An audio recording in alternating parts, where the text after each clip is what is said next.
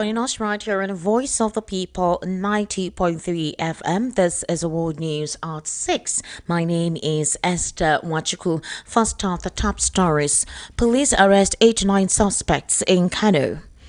Also, this recent development, the Supreme Court has upheld Governor Okpebolo's election.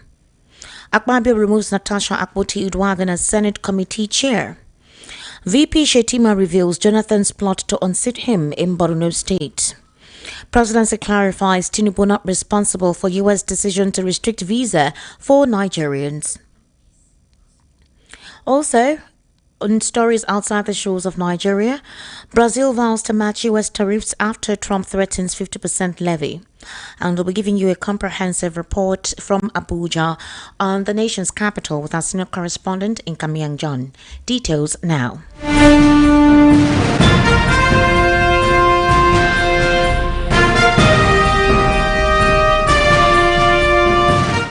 Thank you for staying with us.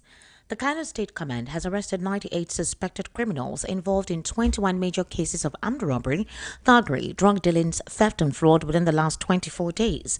The State Police Commissioner Ibrahim Bakori made the disclosure while addressing a news conference today. He said other suspects arrested included 4 suspected kidnappers, 5 suspected drug dealers, 12 suspected motor vehicle thieves, 4 suspected fraudsters, 5 suspected thieves, and 47 suspected thugs. He said exhibits recovered from them included dangerous weapons, suspected stolen motor vehicles, tricycles, motorcycles, mobile phones, illicit drugs, and counterfeit currencies. The police commissioner said the command has launched a new operation codenamed Operation Kukankura, which is being integrated into several robust operational strategies earlier adopted by the command that have had a great impact in curbing crimes in the state.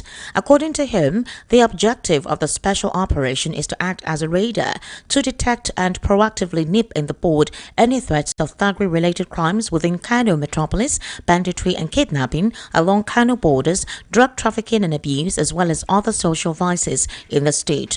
The commissioner thanked members of the public for their cooperation, assuring them that the command remains committed to ensuring the safety and security of lives and property in the state.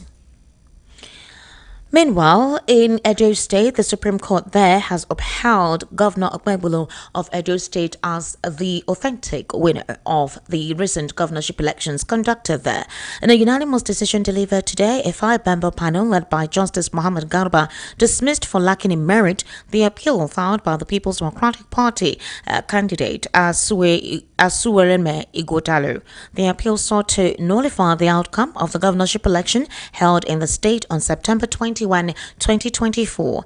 The Supreme Court then ruled that there was no justification to overturn the concurrent judgments of both the Court of Appeal and the Edo State Governorship Election Petition Tribunal, which had earlier declared Okpebolo of the APC the valid winner of the election. The court held that the appellant failed to provide credible and admissible evidence to support his claims that the election was marred by irregularities, including overvoting and substantial non-compliance with the provisions of the Electoral Act.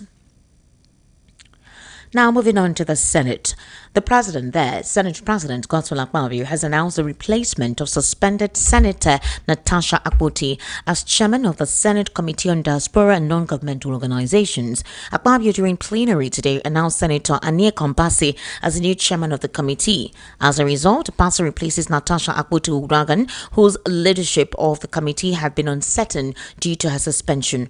Recall that a minor reshuffle earlier in February, Natasha Akpoti-Uduaghan was removed as chairperson of the Senate Committee on Local Content and reassigned to the Diaspora and NGOs Committee. Although no formal explanation was provided for her replacement, it is thought that the move may not be unconnected to her suspension. Justice Binta Nyako of the Federal High Court had ordered Natasha's reinstatement, mandating her to tender an apology to the Senate for her conduct. But the Senate maintains it is yet to receive a certified true copy of the court's judgment. Natasha, on her part, is yet to tender the apology.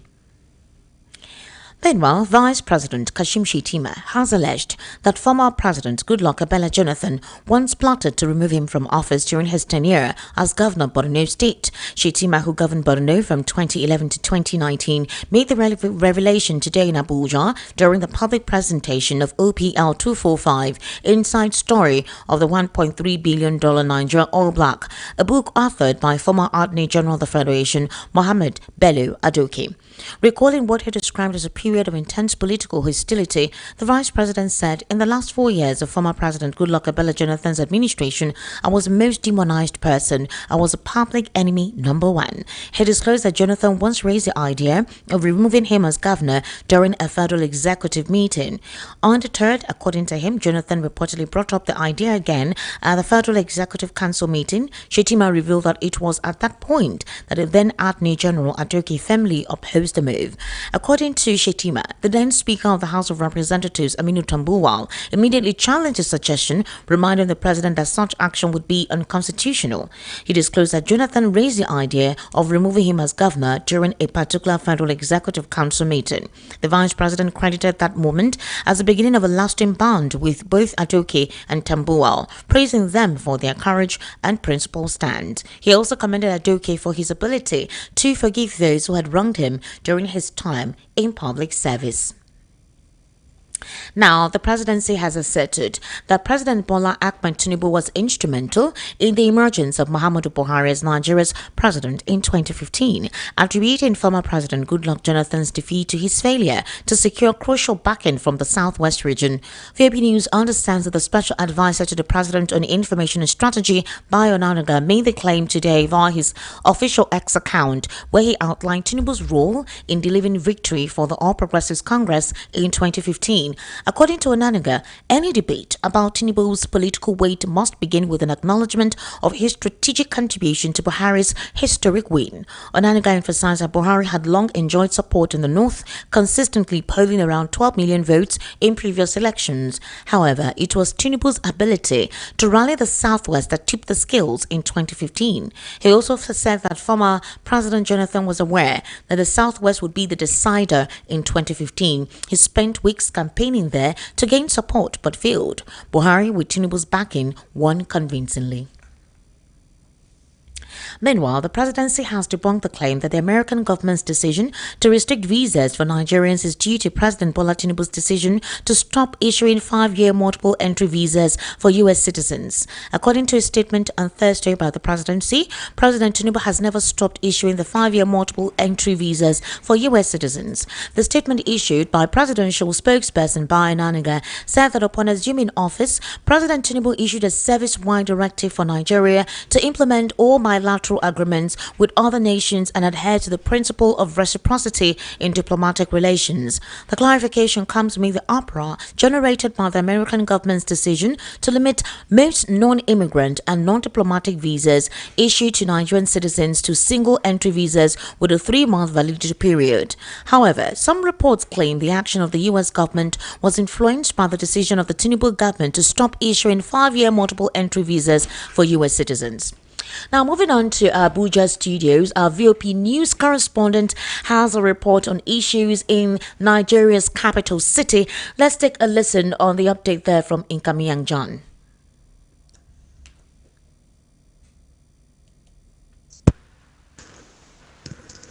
These are major developments in the nation's capital. I am Nkamiang John.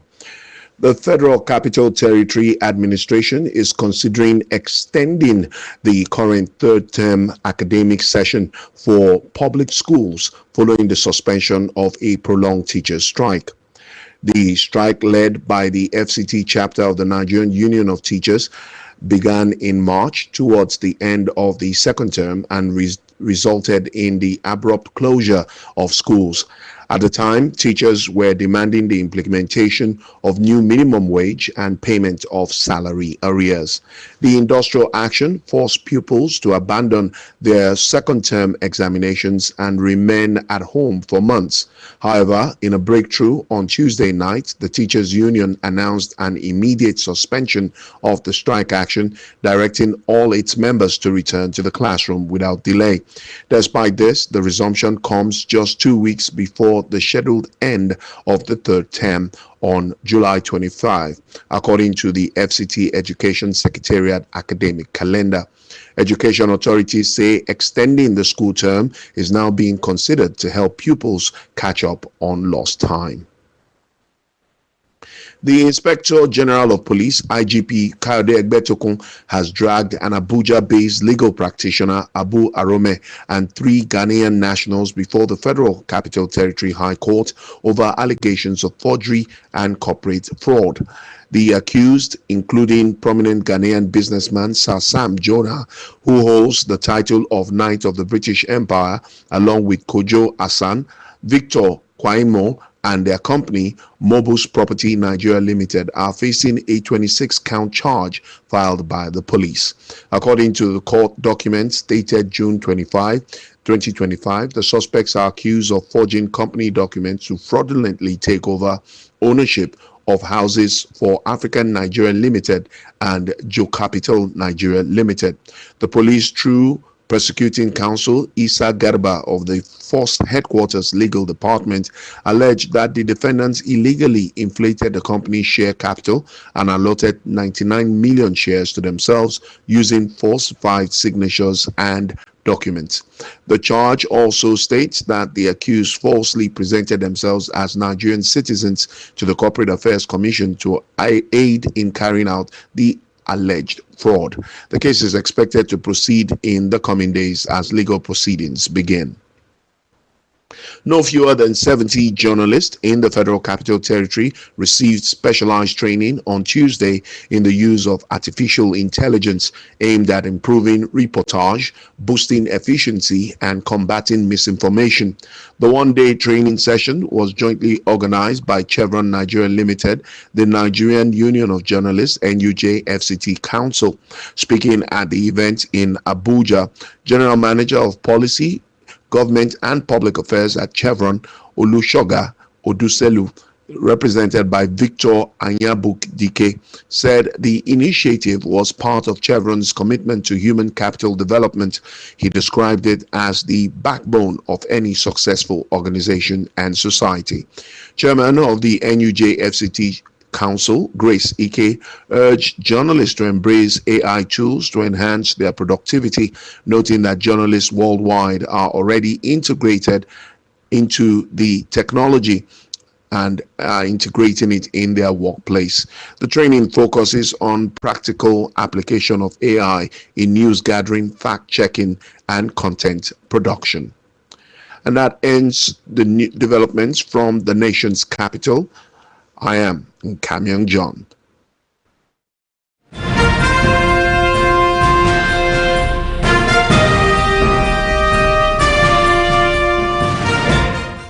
All right, that was our senior correspondent from our Abuja studios, VOP 96.1 FM Abuja, giving us a live report from the capital city of happenings within Abuja. You're currently listening to the World News right here on Voice of the People, 90.3 FM. It's time for a news analysis segment, and I have Mr. Dele Fanimo, who is a socio-political affairs commentator, and he'll be giving us his insight into some other questions I'll be posing him. Mr. Dele Fanimo, good evening. Thank you for joining us today. Minister. Let's start off with Natasha Abuti. The court has actually asked her to apologize to the Senate, and she should pay a fine of 5 million naira, then asked that she be reinstated immediately, that it is unconstitutional that her constituency has been denied of being represented. Constitutional projects have been denied to her constituents for the past, for those, possibly 2 months that she's, gone into suspension, or the Senate gave her suspension. And before, she's supposed to resume, according to Godswill Akpabio, that they've not gotten the certified true copy of the courts. Very convenient, a couple of people will say. And then all of a sudden, they stripped her of her leadership position before she arrives. Nigerians said this is petty, this is intimidating, this is one who is making her a victim, and it's a situation where leadership is not showing any form of humility. Do you think this is a vendetta, a means of trying to make her redundant when she comes back? And what is delaying the court from receiving the certified true copy of the judgment from the court? Natasha's saga is a very unfortunate major distraction.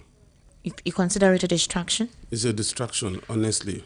Don't you It think the shouldn't have been Senate is stretched. deliberately making it unnecessarily, whatever, they're extending it with all What of this attitude they're bringing up? What I'm saying is, I said it because we shouldn't be here now talking about these things that should have been resolved amongst themselves in the Yeah. Senate without bringing it to the open.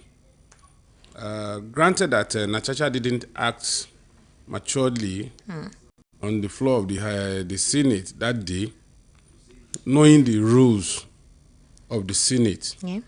But then it has gotten to a point that we need to begin to ask ourselves, what do we stand to benefit from this ordinarily a personal issue that has not now become a national issue? Sexual harassment or no sexual harassment should have been dealt with Okay. privately without any recourse to the Senate. You think pride caused all of this? Of course, Senate President trying to prove himself. Ego, once you put up a fight, over time, you find people queuing behind you. Some Nigerians are in support of Natasha, and another set is on the side of Akpabio. And like it or not, these guys would influence the flexing of muscles. Ordinarily, if it were to be a private matter, perhaps Akpabio and Natasha would have settled this out of the public domain, as it were. Now, Natasha, whatever it is a member of the National Assembly, the Senate, and nobody can deny her that fact. It's not a privilege. It's by right that she's a member of the National Assembly. She was voted for by her constituency, and those in that constituency, by way of voting her in, had surrendered their sovereignty to her as far as representation is concerned. And so she shouldn't be denying this for too long. And it's also premature for the Senate, as led by Akpabio, to have stripped her of the chairmanship of that committee, even when she's still under suspension. It's like a case of double jeopardy. All right. And also, I would also expect that on the flip side, Natasha should respect the judgment. If she wants this judgment to be upheld fully, while Nigerians would knock the Senate for not absorbing her and waiting endlessly for CTC, Natasha should also, as much as possible, write the apology letter. All right. So that we can have respite and then continue with what we're supposed to do in this Alo chamber. All right, Mr. Dele Fanimo, it's not today that Nigerians have been jabbing. We witnessed a lot of Nigerians leave the country since 2016. Yes, from 2016, we had an outpour of Nigerians leaving the country. In fact, before then, but it was very obvious, by 2015, they were traveling out of the country due to economic constraints and all whatnot. And they considered the fact that there was absolute breakdown of law and order. The law only applies to the poor and doesn't apply to the rich, plus insecurity. And they felt maybe their lifelong dream and ambitions cannot be achieved in the country.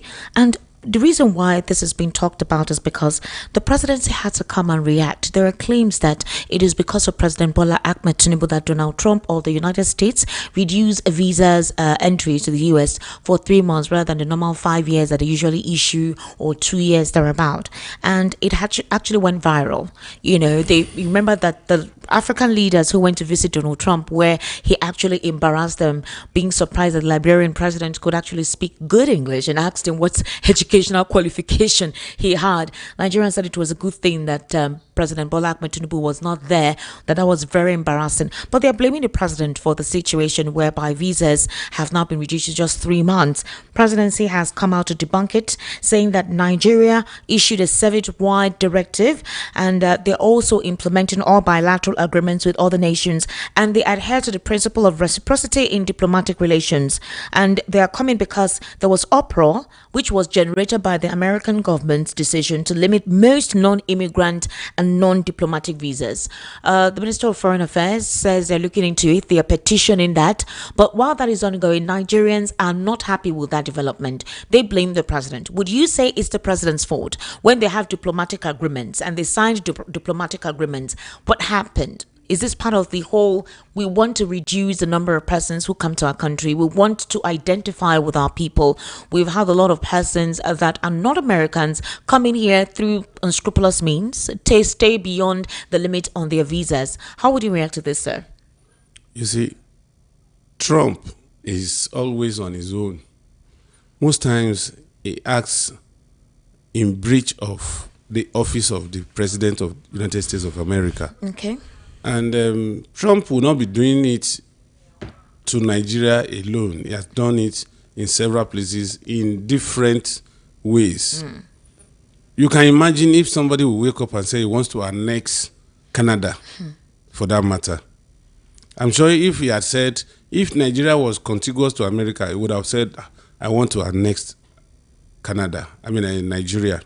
So we shouldn't, we have found ourselves in this because Trump is what he is and who he is. Okay. Let me tell you, the slogan when he was campaigning to become the President of the United States of America was, I want to take back America for Americans. And he lived up to it. As soon as he came in, as soon as he was sworn in, it didn't last more than a week before he started picking people from the streets, from churches, from workplaces and all that. And there is no let up till now, except that the number of people that are picked daily, they are not as many as when he came in newly. And it is for one reason. He realized at some point that companies, factories were closing down. Even the ports, there were many people who could come in to do the menial jobs that are in those places. Yeah. And then somebody felt that, look, I can accommodate my people. I have 750,000 Indians in America, and Modi said it. Said, right. I'm ready to take them back. Okay. And that was how he had to reduce this. So the visa thing is a way of discouraging foreigners from coming to America, particularly those who come in with student visas and disappear into the system without proper documentation and will stay there for 20, 30 years doing hide and seek. Okay. So the Nigerian government has actually added that they're still having a conversation. They have adhered to all the principles. They've adhered to all the rules and guidelines with the United States. So they feel that there'll be a mutual respect and partnership for the continuous cordial relationship that both nations have actually enjoyed over the years. And they also said that the U.S. claim about reciprocity as a reason for its current visa policy towards Nigeria does not accurately reflect the true situation as to what made the U.S. decide to make it a possibly 3 months visa. But do you think the concern from the federal government is more from them or more from Nigerians? Because we have a lot of Nigerians who do businesses there, and this may actually affect, especially being the fact that they're used to the 5-year thing, and after 3 months you see them rushing to go renew or go get another fresh visa for another 3 months again, knowing that they go back and forth. I don't know if you understand what I'm saying. That's for students' visa. Okay. It's not for immigrants. Just for students. Yes. Is it because people are using students' visa to go there and then they stay? Okay. You understand? Right. Just like in the UK too. All right. Thank you very much. Now let's look at President Bola Ahmed Tinubu through the presidency insisting that it was him that gave Buhari the vote that he has always lacked. Boss Mustafa actually made a disclosure during a book launch where he said that it wasn't Tinubu that gave Buhari the presidency, that Buhari had the enigma and the aura, and that how many votes did the Southwest bring? Just 3 million compared to the 12 million that Buhari had always brought. Rena Omokri, the presidency spokesperson, has come out to say that on 3 different electoral cycles, Buhari got the same vote, but never from the Southwest. And this was a strategy that Tinubu saw and told him, okay, it means that the Southwest is your decider. Without the Southwest, you definitely not emerge. And that was basically how he emerged, because all this while he was not getting the Southwest vote. So at what point do we see, would you say, again, is according to some certain persons, it is Tinubu's political sagacity of Nigeria's political terrain, or you would just say that it was deliberate because the presidency wanted to ascend as the president of the Federal Republic of Nigeria, and he knew that Buhari would be his ticket to achieving that? Now, I'm worried that somebody of Mustafa's stature would say those things he said without considering certain variables that makes a president emerge as president of Nigeria. I'm coming. If you've been following conversations on social media, it recently came up that Tinubu was the one that made Buhari the president. They kept, the talks have been ongoing. I know exactly what transpired. So maybe that is the reason why he had to respond to that publicly. Being the responding, he shot himself in the foot. Because look, the Constitution says you must have minimum of 25% in 2/3 of the states in Nigeria. And today we have 36 states. So technically, you must win minimum of 25% votes in 24 states, which is the 2/3 of 36, not factoring Federal Capital Territory.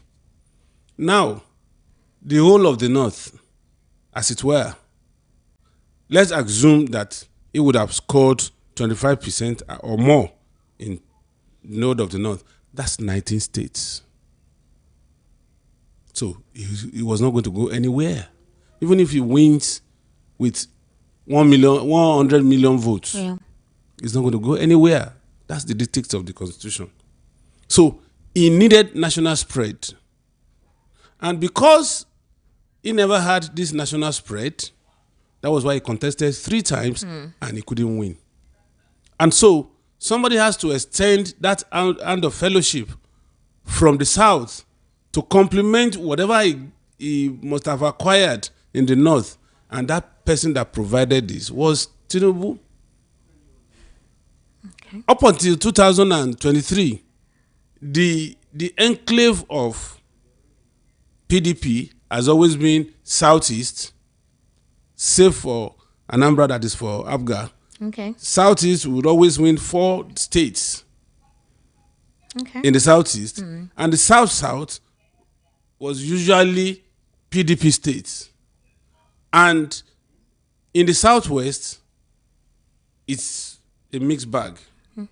Most times PDP for presidential, and then because of certain things that had happened in the Southwest, that Buhari had done in the Southwest. So he needed somebody from the South to complement whatever, even if he has scored 90% in all the 19 states of the country, he couldn't have emerged as president. And that was what has been happening to him. So he needed a handshake in the South. And that handshake was provided by Tinubu. And that's why he was able to win in 2015. Because Tinubu delivered, after the merger, Tinubu delivered some states in the Southwest. And also, even in those states where CPC or AMPP, whatever platform Buhari was using before then, was scoring less than 5%. There was no state in the Southwest that APC didn't win up to 25%. All right, Mr. Dele-Fanimo, is it safe to say that campaign has officially begun? It's not safe because there's an umpire that determines when campaign should start. But campaign seems to have begun. No, this one is propaganda. It's propaganda. This is not campaign.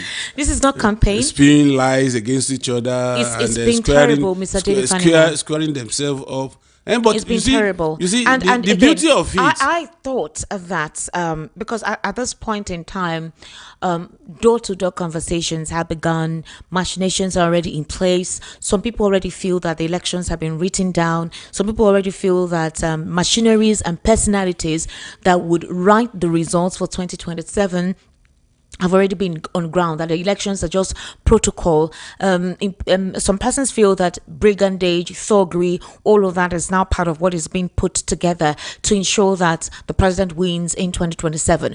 But the president has always put himself as a Democrat, someone who fought for democracy, believes that democracy is basically the only way a society can thrive, giving everybody fair hearing and fair share. The Minister of Information says he's not going to gag anyone, from having to express themselves or, talk about issues in the polity, because President Tinubu actually respects democracy. But if you have been seeing what is currently at play and how political permutations have been ongoing, you would wonder if just tomorrow or next month or 2 months away, we're having the elections coming up. Do you think this is affecting governance?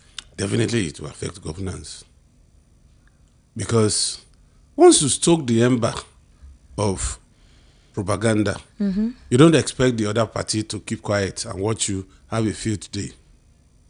You see, the important thing here is for every government that comes to power, either a state, local government, or federal level, you see, the first 6 months of being sworn in is for you to look into the books, do your own due diligence, and then you take off in the 7th month.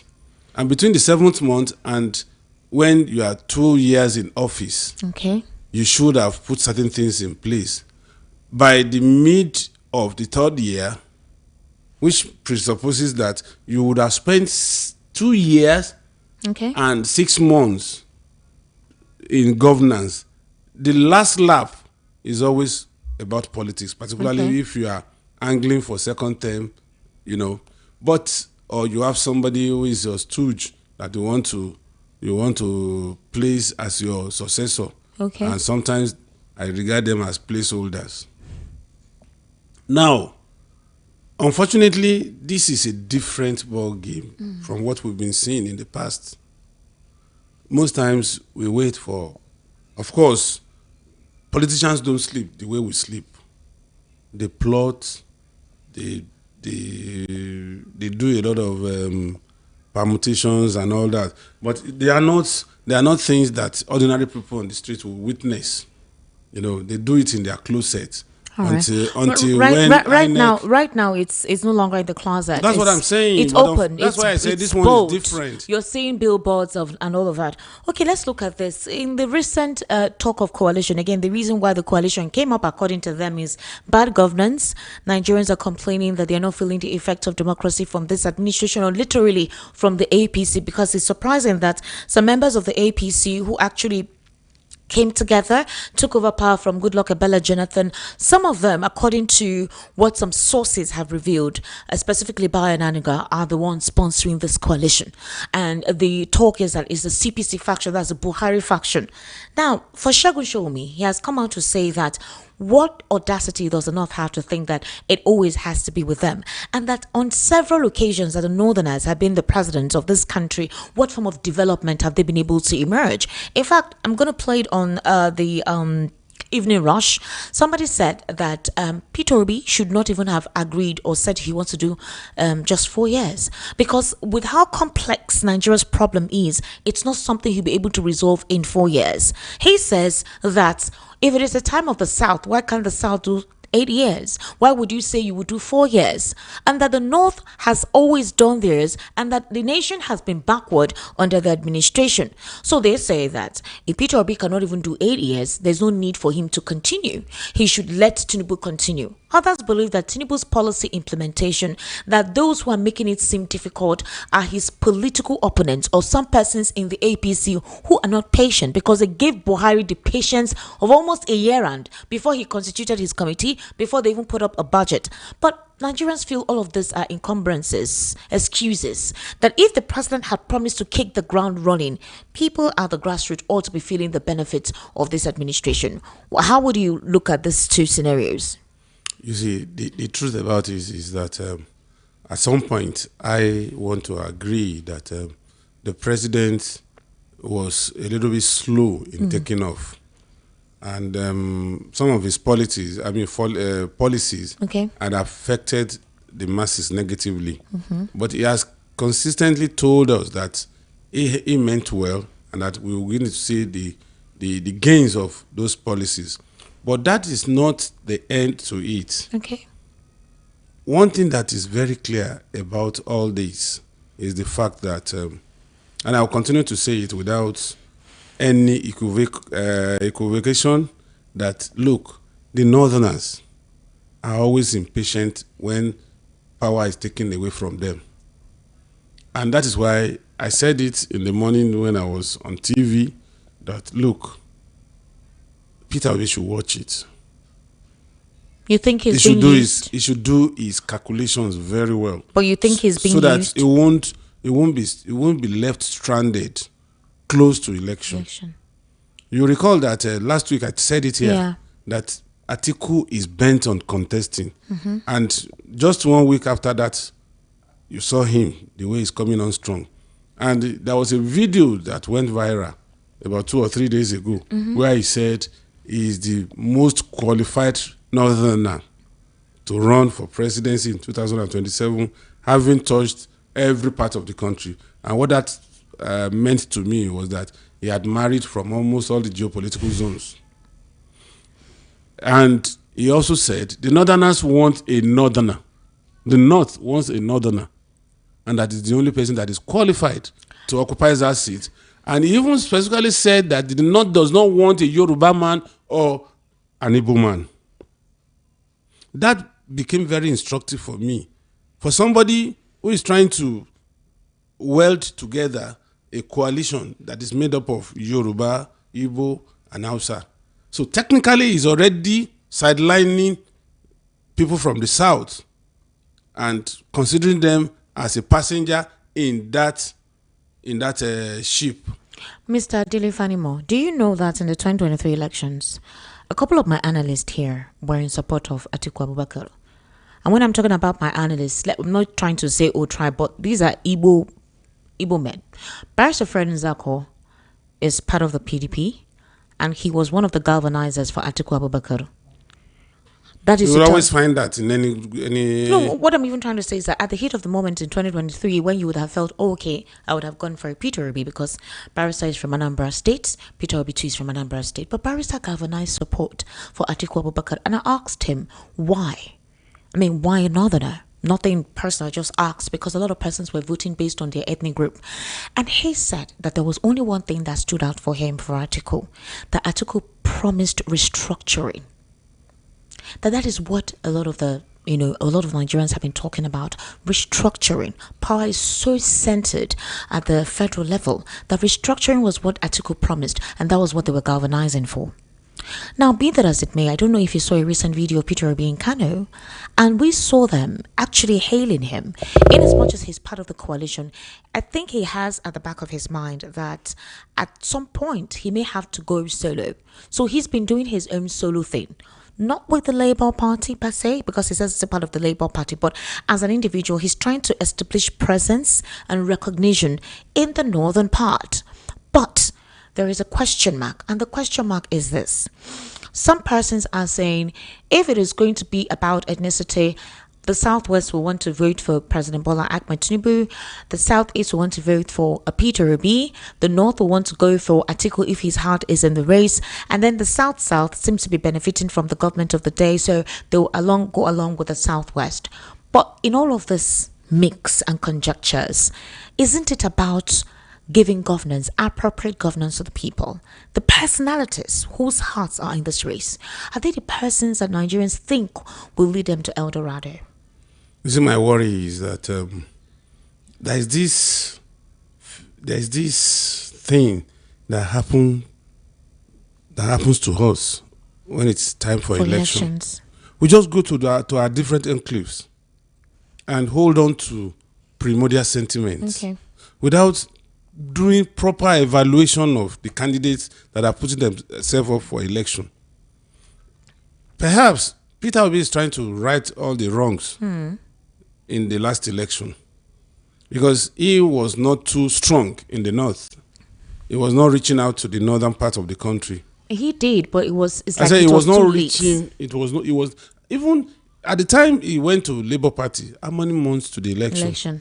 So how could it have gone round when the early starters had gone round to achieve whatever they want to achieve? Yeah. But unfortunately, he was busy sorting out Labour Party, trying to raise Labour Party, moving the obedience to the Labour Party. So by the time he realized that he needed to touch some places, it was a little bit late for him. Yeah. You understand? And Labour Party had no structure that he could leverage on, which means if he's going to Kano, he has to prepare himself, send emissaries to people that will receive him and all that. But if PDP wants to go to Kano, they don't need anybody because the structure is there. The party chairman is there. The state working committee, state executive committee, they are all on ground. Mr. Dele-Fanimo, the presidency said that this coalition, based on the information we heard, they've been planning for the past 18 months. So it's almost like the presidency had barely ascended, barely decided to start work, and already these individuals were disgruntled. You see, elections start from the day you are sworn in. Okay. So But there's nothing it's- wrong for them to have been planning whatever it was that they were planning. Of course, some of these coalition team were either disgruntled, felt cheated, felt not recognized, lost election that they believe they won, and all that. So there's no way they will not regroup. But then, they also have to plan Okay. for the next election. It's just like you want to go to the market. Before you leave home, you would have calculated how much you have in your hand and what you can buy. Okay. You understand? You prioritize. So technically, those guys had been aggrieved and they felt that, look, we can't hold on. All right, Mr. Dele-Fanimo, thank you so much for being part of the conversation on the World My News pleasure. at 6. We sincerely do appreciate you. And that's a wrap on the World News at 6. My name is Esther Wachko. I'll be seeing you at 7 o'clock for the evening rush. Do kindly stay with us.